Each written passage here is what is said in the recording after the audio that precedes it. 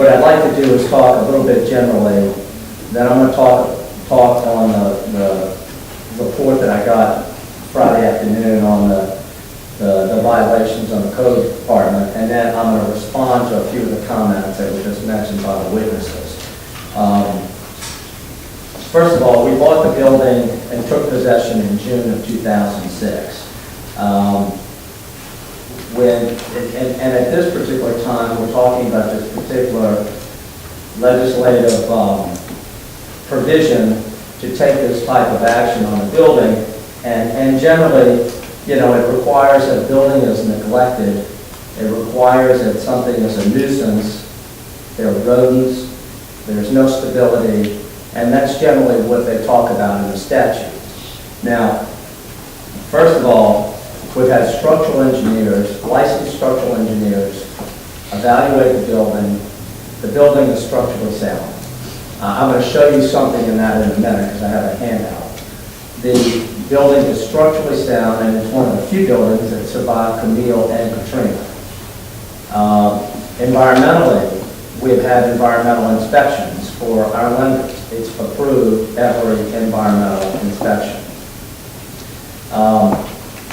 As far as the condition of the building, you know, I'm first of all going to state that the building is not neglected.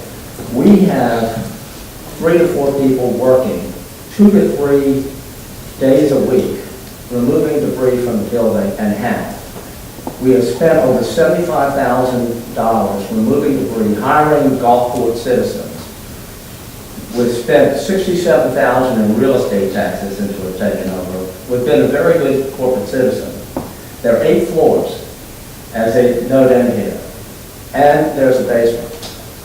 These pictures, and I'm going to disagree with them, and I have pictures here. It's pretty easy to go to the top 2 floors that we haven't finished and have pictures and say, oh, well, look at what this building looks like. We've cleared the bottom 4 buildings and the basement. Now, when they talk about electricity, we've been trying to get electricity for a long time. We haven't been allowed to put a power pole up there. We do have a light that we got from because we didn't need their permission to get a light, we just needed it from the utility company. We have not been able to do it, so that's why we have 3 or 4 people doing it by manually, and it's been a lot more expensive and time consuming. In every way that we've tried to be accommodating and get the city to assist us, they haven't really assisted. I am going to make mention on the graffiti and the ingress-egress right now, even though I want to talk a little bit about that later, but our building is not subject to ingress and egress by people.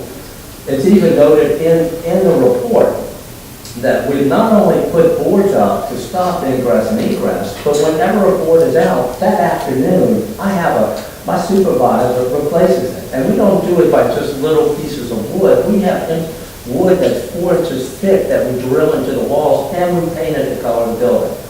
Anytime we ever have gotten a call that there's graffiti on the building, we've had it painted within 2 days. We have been as responsive as can be. I have hundreds of emails responding to everybody that I didn't bring with me, but we have been, in my mind, very good corporate citizens. We bought this building to develop it and to maintain the historic nature of the building. To us, part of the value is doing the building over, and quite frankly, there are historic credits, and we've been working with the archives in Jackson. The historic credits, federal tax credits of $3 million and state tax credits of $2.5 million that come about by us improving the property. When we took over in 2006, we were not able to do anything for at least 2 years because there was no insurance available for any kind of development.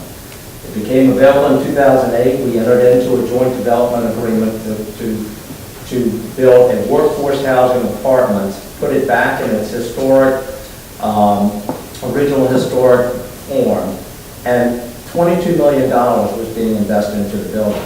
Closing was expected in the December of 08, January, February, March of 09. Well, you know what's happened to the country. Trying to close on a $20 million loan on a building that is a total renovation of historic credits is not available. So we certainly did not envision being delayed, and we have continued for this whole time maintaining the building And we're in conversations with at least 3 developers now because it's a little bit better environment. And we expect to have a development started before the end of the year. It's only going to start if the building's in its present condition because we need the historic credits to be able to make it economically feasible. And we already have buyers for the credits. And it's going to take over $20 million in all the developments we're doing to put the property back in its original state. So we've been working on that, and during this period of time, we've had crews there clearing out debris. We have taken out over 185,000 pounds of debris.